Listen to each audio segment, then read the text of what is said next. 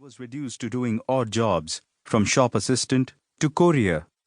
It was after a tense year on the edge that he landed a job, quite by chance, at a boutique showroom for used luxury cars.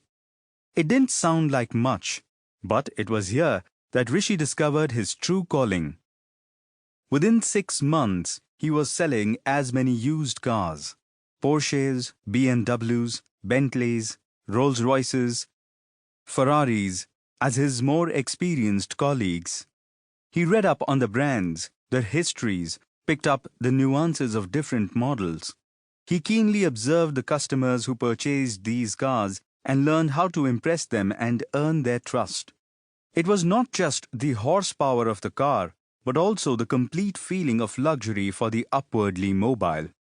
Soon a clipped upper-class English accent appeared along with a couple of well-cut suits.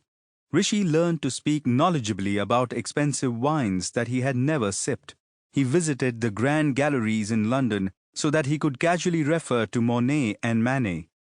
It was a great act, and Rishi was soon a favourite with a certain fashionable set in Oxfordshire and their glamorous friends in London: hedge fund manager Jeremy White, design consultant Javed Sami Isfahani, serial entrepreneur Peter Kowalski, to name a few. They had country estates near Oxford and apartments in South Kensington. Rishi bought and sold them luxury cars as they climbed the social ladder.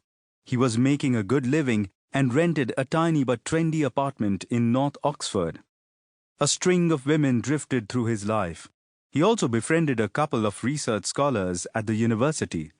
He would drive them around the Cotswolds in expensive cars that he borrowed for the weekend, and soon he was invited to college dinners and punts on the Cherwell.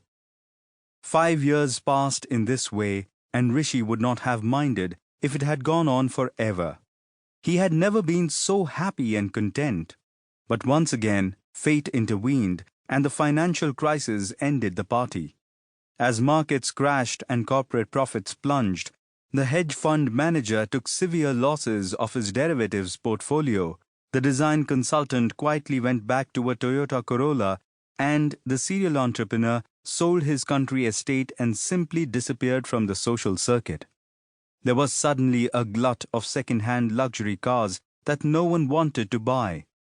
Rishi's employers drastically reduced staff to stabilize their business, and even their star salesmen had to be retrenched.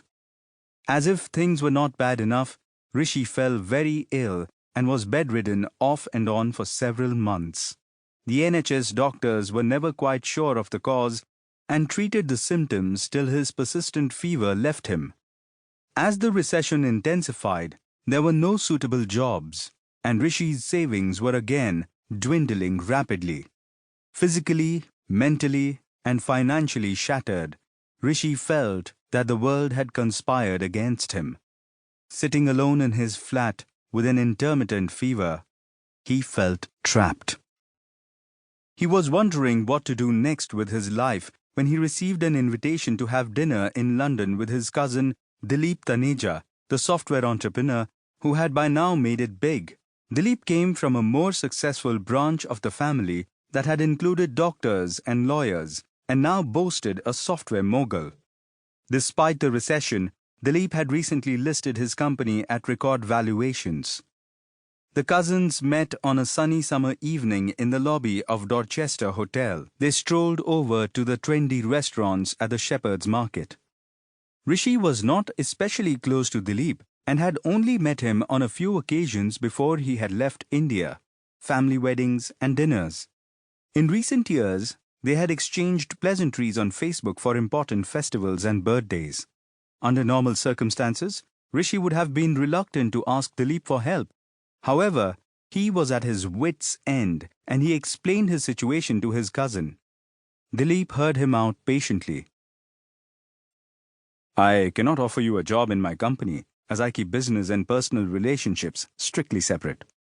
However, no brother of mine is going to starve if I can help it. So let me make you an offer. Come back to India, rebuild your health, and restart your life. I have a fully furnished and staffed house in Delhi. It has a lovely barsati where you can stay as long as you like."